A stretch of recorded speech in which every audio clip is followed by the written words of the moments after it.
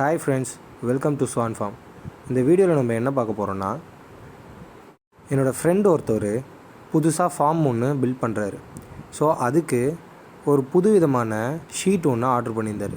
இது புதுசுலாம் இல்லை, ஏற்கனவே மார்க்கெட்டில் இருக்கிறது தான். பட் நமக்கு நிறைய பேருக்கு இதை பற்றின அவேர்னஸ் இல்லை. பொதுவாக நம்ம ஃபார்ம் பில்ட் பண்ணுறோன்னா நிறைய விஷயத்த பார்ப்போம். அதில் முக்கியமான விஷயம் எதுன்னு பார்த்தீங்கன்னா ஹீட்டு.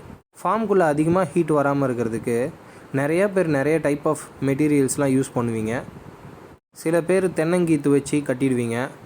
சில பேர் அலுமினியம் ஃபாயில் ஷீட் வச்சு அதுக்கு மேலே நார்மல் ஷீட்டை வச்சு நம்ம ஃபார்ம் மேக் பண்ணுவோம். ஆனால் இந்த ஷீட்டுக்கு நம்ம நார்மலாக வேறு மெட்டீரியல்ஸ்லாம் எதுவும் வாங்க தேவையில்ல. இந்த ஷீட்டு டபுள் லேயரில் இருக்குது. நடுவில் ஸ்பாஞ்ச் வச்சு முன்னாடியும் பின்னாடியும் நார்மல் ஷீட்டை ஸ்டிக் பண்ணி வச்சுருக்காங்க. இதோடைய லைஃப் நல்லாவே வரும்னு சொல்லியிருக்காங்க.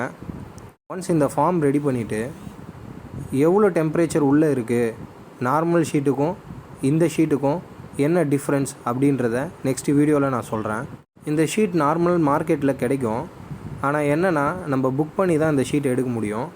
நார்மலாக ரெடிமேடாக யாரும் வச்சுருக்க மாட்டாங்க. அப்படியே வச்சுருந்தாலும் நமக்கு தேவையான குவான்டிட்டி இருக்குமானா இருக்காது.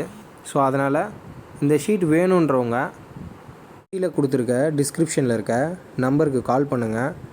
இந்த ஷீட்டை பற்றி என்கொயர் பண்ணுங்கள். காஸ்ட் வைஸ் பார்த்திங்கன்னா இந்த ஷீட் கொஞ்சம் எக்ஸ்பென்சிவான ஷீட்டு தான். நார்மல் ஷீட் போட்டுட்டு அதுக்கப்புறம் அலுமினியம் ஃபாயில் ஷீட்லாம் வாங்கி போட்டு டெம்பரேச்சர் மெயின்டைன் பண்ணுறதுக்கு ஸோ ஒரே காஸ்ட்டாக இந்த ஷீட் வாங்கி நம்ம ஃபார்ம் பில்ட் பண்ணலாம். இன்ட்ரெஸ்ட் இருக்கவங்க டிஸ்கிரிப்ஷனில் இருக்க கான்டாக்ட் பர்சனை கான்டாக்ட் பண்ணுங்கள்.